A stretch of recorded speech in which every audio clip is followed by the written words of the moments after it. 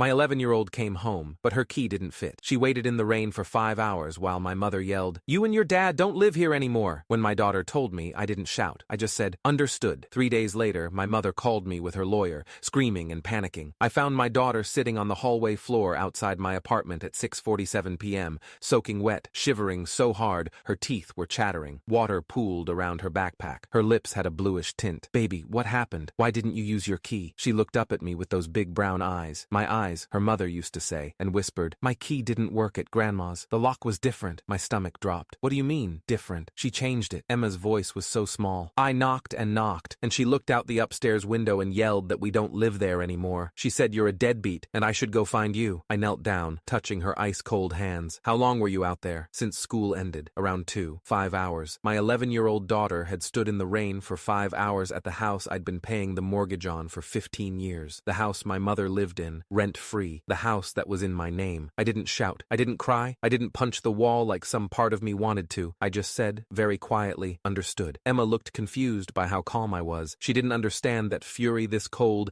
doesn't explode outward. It doesn't make noise. It calculates. "Did anyone help you?" I asked, wrapping her in my jacket and guiding her inside. Mrs. Chen next door finally saw me around 6. She let me come inside and dry off a little. She gave me $20 for the bus and her old umbrella. Emma pulled a crumpled 20 from her wet pocket. "I need to pay her back." "We will," I promised. "Tomorrow." I got her into a hot shower immediately. While she warmed up, I made hot chocolate and ordered pizza. Her favorite, the expensive kind with the stuffed crust I usually couldn't justify. Tonight, I didn't care about the cost. I checked her temperature, 96.88 degrees.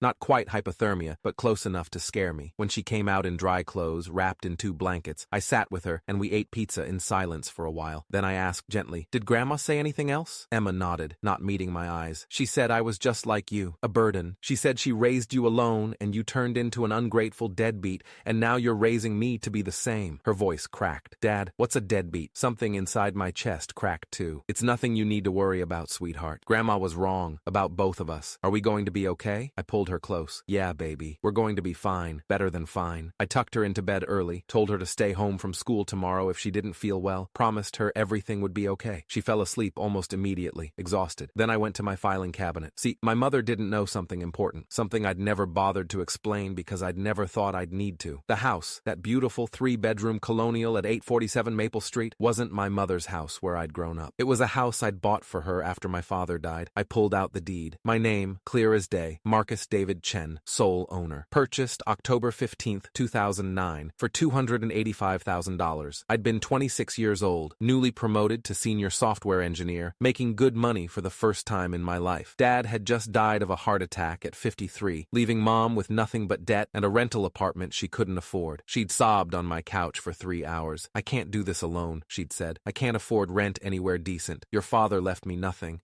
So I'd done what I thought a good son should do. I'd bought her a house, paid the down payment, $57,000, wiping out my entire savings, taken on a 30-year mortgage at 5.2% interest. Put only my name on the deed because my mother's credit was shot and she couldn't qualify. Just temporary," she'd said, "until I get back on my feet. Then I'll start contributing." That was 15 years ago. She'd never contributed, not once. Not to the mortgage, not to property taxes, not to repairs or utilities or homeowner's insurance. I'd paid it all, every month. $1,147 $30,000 mortgage payments, $380 in property taxes monthly, $145 for insurance. That was $2,272.32 every single month for 180 months. I did the math on my calculator. $426,117.60, $426,000 plus the down payment, $483,817.60 total, and she'd just locked my daughter out in the rain and called me a deadbeat. I made 2 phone calls that night. The first was to Mrs. Chen. "Mr. Chen, is Emma okay? I was so worried." "She's fine, thank you." "Mrs. Chen, I need to ask you something. My mother, has she been saying things about me to the neighbors?" A long pause. "I don't like to gossip, please. It's important. She's been telling everyone you abandoned her, that you never visit, never help her, that she's struggling to survive on her own. She said you took your daughter away from her and only bring her around when you need a babysitter." Another pause. "Mr. Chen, I'm sorry,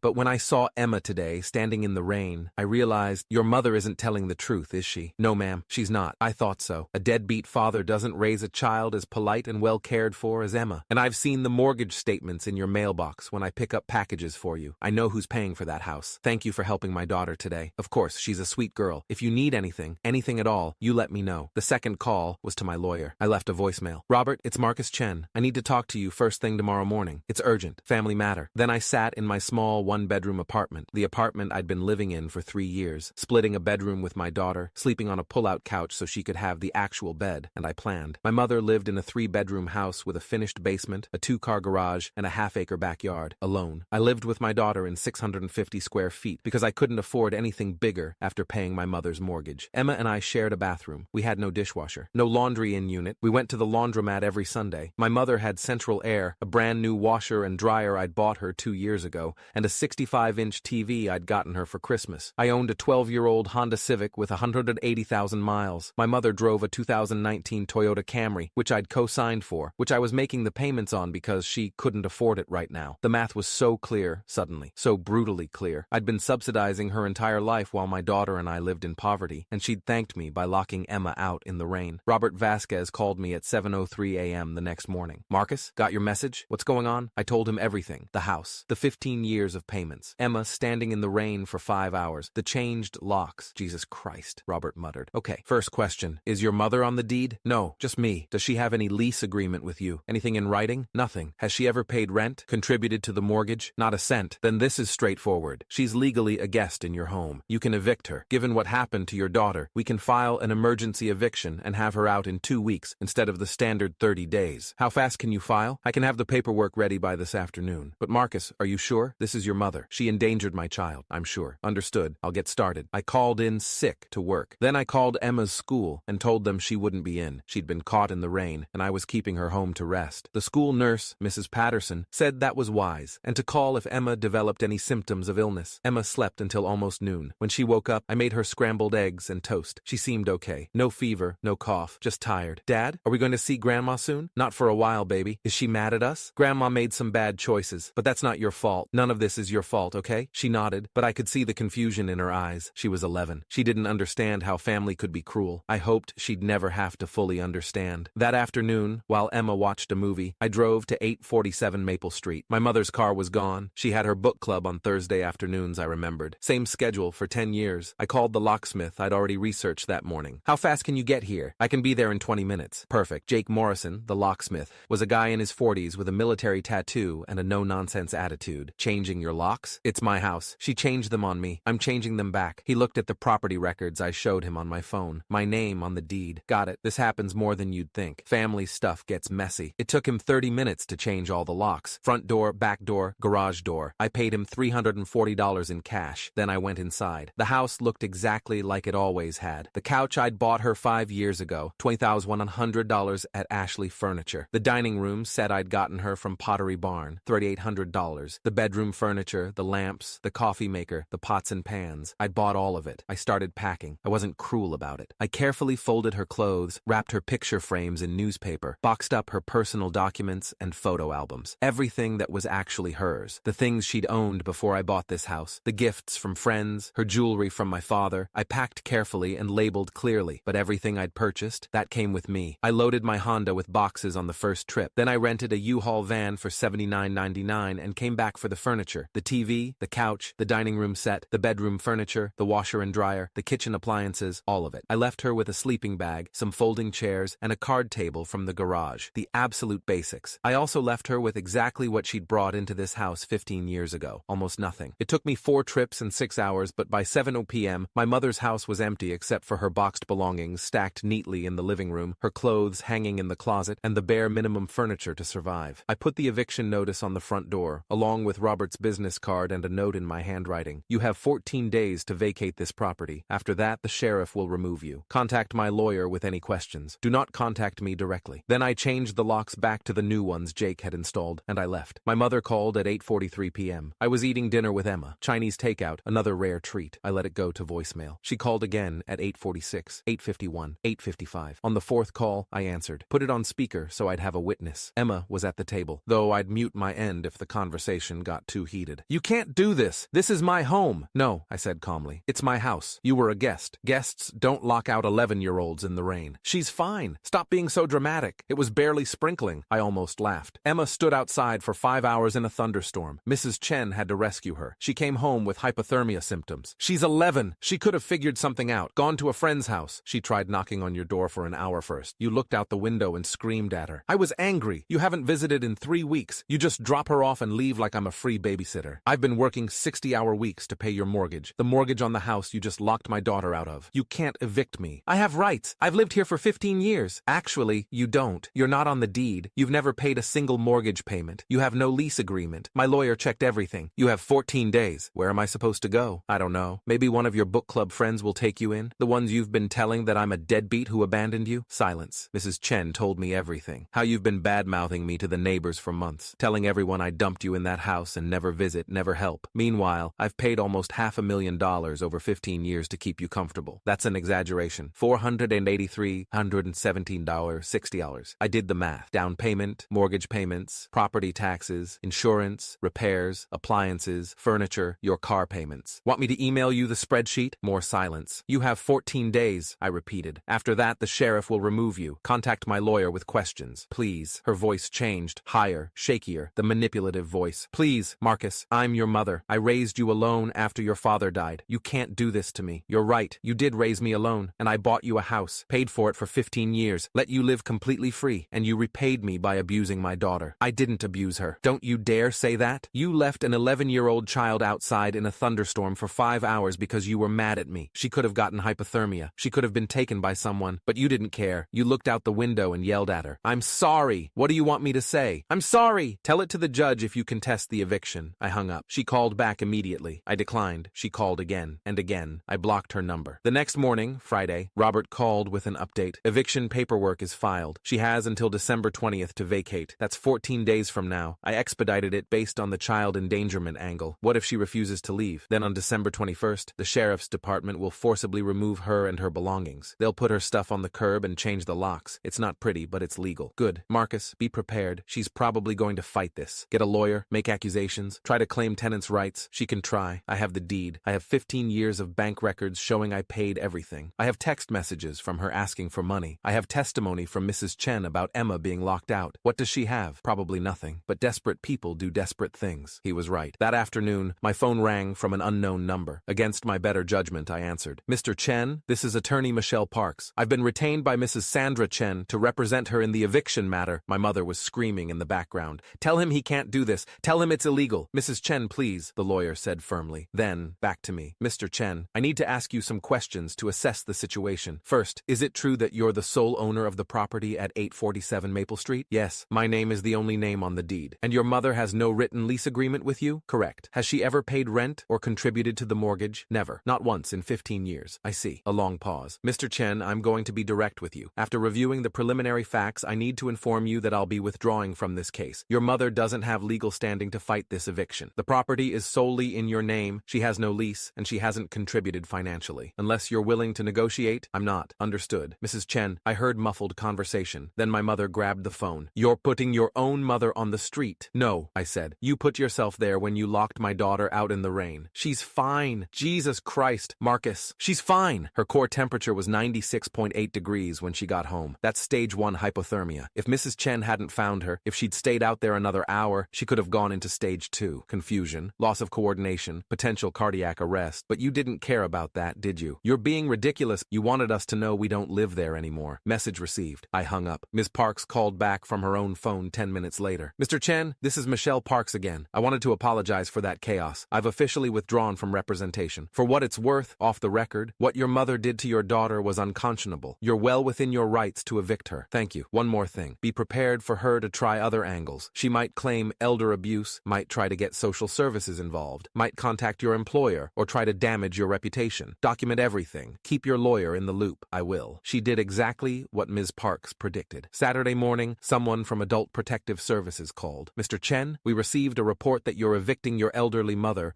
and leaving her homeless. I'm evicting a tenant who endangered my child and hasn't paid rent in 15 years. She's 62, not elderly. She's perfectly capable of finding her own housing. The report says you removed all her furniture. I removed my furniture. Everything in that house was purchased by me. I left her personal belongings, clothing, and basic furniture. Would you like copies of the receipts? That would be helpful, actually. I emailed her everything. Every receipt I could find, every bank record, the deed, the eviction paperwork. Within 2 hours, she called back. Mr. Chen, after reviewing your documentation, we're closing this case. Your mother doesn't meet the criteria for our services, and frankly, this appears to be a landlord-tenant dispute, not an elder abuse situation. I'm sorry you were bothered. Thank you for looking into it. Sunday, My mother left a voicemail on my work phone. I had no idea how she got the number. Marcus, it's Mom. Please, can we talk about this like adults? I know I made a mistake with Emma. I'm sorry. I was just so frustrated that day and I took it out on her, and that was wrong. But we can work through this. You don't have to evict me. We're family. I didn't respond. Monday, she tried a different tactic. She posted on Facebook a long, rambling post about how her ungrateful son was evicting her right before Christmas, how she'd sacrificed everything to raise me, how I was abandoning her after she'd given me everything. The post went semi-viral in our local community group. Dozens of comments calling me heartless, cruel, a terrible son. Then Mrs. Chen commented, I'm usually not one to get involved in family matters, but I feel compelled to share what I witnessed. Last Thursday,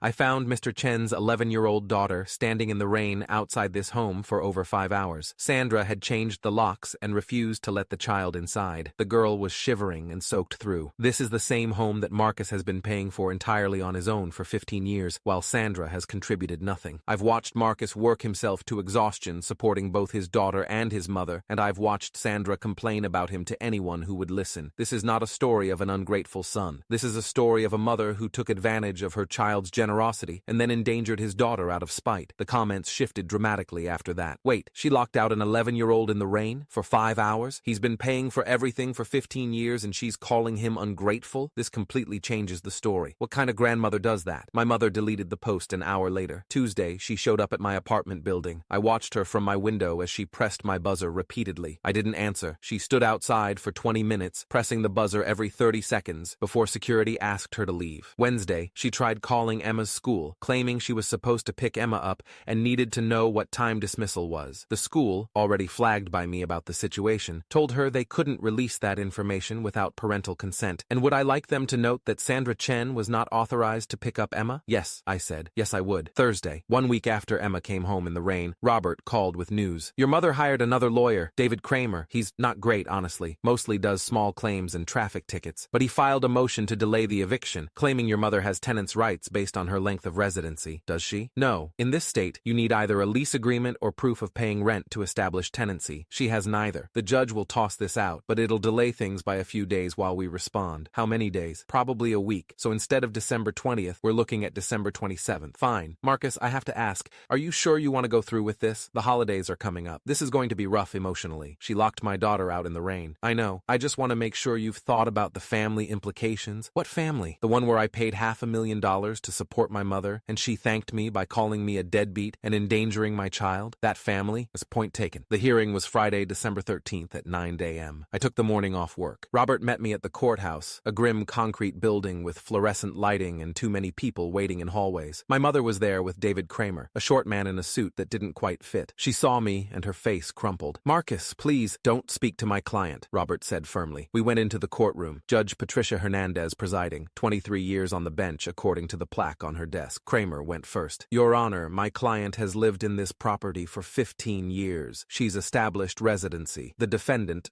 petitioner, can't just throw her out without proper notice. Does your client have a lease agreement? Judge Hernandez asked. Well, no, but has she paid rent at any point during these 15 years? No, Your Honor. But there was an understanding. An understanding isn't a lease, Mr. Kramer. What legal basis does your client have for tenancy? Kramer stumbled through an answer about implied contracts and family obligations. Judge Hernandez looked unimpressed. Then Robert presented our case. The deed in my name only. 15 years of mortgage statements. Bank records showing I'd paid for everything. Text messages from my mother asking for money and promising to pay me back someday. Mrs. Chen's written statement about Emma being locked out. Judge Hernandez read everything carefully. Then she looked at my mother. Mrs. Chen, is it true that you changed the locks on this property and refused entry to your granddaughter? I was upset. My son never visits, never brings her by. That's not what I asked. Did you change the locks and refuse entry to the child? Yes. How long was she outside? I don't know. A couple hours? 5 hours, I said quietly. In a thunderstorm. She came home with hypothermia symptoms. Judge Hernandez's expression hardened. Mrs. Chen, this property is owned solely by your son. You have no lease agreement. You've contributed nothing financially, and you endangered a child. I'm denying your motion. The eviction stands. You have until December 27th to vacate the premises. If you're not out by then, the sheriff will remove you. This hearing is adjourned. The gavel came down. My mother started crying. Loud, hiccuping sobs. I don't have anywhere to go. Marcus, please. I stood up and walked out. The next week was quieter. My mother tried calling a few more times from different numbers, but I didn't answer. She sent emails that I forwarded to Robert without reading. I spent my time doing something I should have done years ago, looking for a better apartment. With my mother's mortgage off my shoulders, I could afford afford a real two-bedroom, maybe even a place with laundry, a dishwasher, a parking spot. I started looking at listings, found a place for $1,850 a month, more than my current $1,200. But now that I wasn't paying my mother's $23.72s, I could actually afford it. 2 bedrooms, updated kitchen, laundry in-unit, 10-minute drive from Emma's school. I submitted an application. I also put my mother's house on the market, listed it for $425,000, fair market value, my realtor said. With property values up and the renovations I'd paid for over the years, I'd probably clear $150,000 after the mortgage was paid off. That money would go into Emma's college fund, every single cent. On December 26th, my mother sent one final email. Marcus, I know you'll never forgive me. I know I destroyed our relationship, but please understand. I was scared. Scared of being alone. Scared of being poor again after your father died. Scared of becoming a burden. So I convinced myself I deserved your help, that you owed me for raising you. I realize now how twisted that thinking was. I'm staying with Betty from book club temporarily. I've applied for senior housing and should hear back in a few weeks. I'm going to be okay. I hope someday you can forgive me. Not for my sake. I don't deserve forgiveness, but for yours. So you're not carrying this anger forever. I'm sorry I hurt Emma. That's the part I regret most. I love you, Mom. I read it 3 times. Then I saved it in a folder and didn't respond. December 27th came. Robert called at 9:15 a.m. She's out. Left yesterday evening, actually. Place is empty except for some trash in the garage. Good. I'm sorry it came to this, Marcus. I'm not. 3 months later, the house sold for $432,000. After paying off the remaining mortgage, closing costs, and realtor fees, I cleared $168,000. I put $150,000 into a $529 college savings plan for Emma. The rest went toward moving costs and furniture for our new apartment, the 2-bedroom with laundry and a dishwasher and actual space to breathe. Emma loved her new room. We painted it teal, her favorite color. Got her a real bed, a real desk, bookshelves for her growing collection. She was happy for the first time in months. One day, about 4 months after the eviction, Mrs.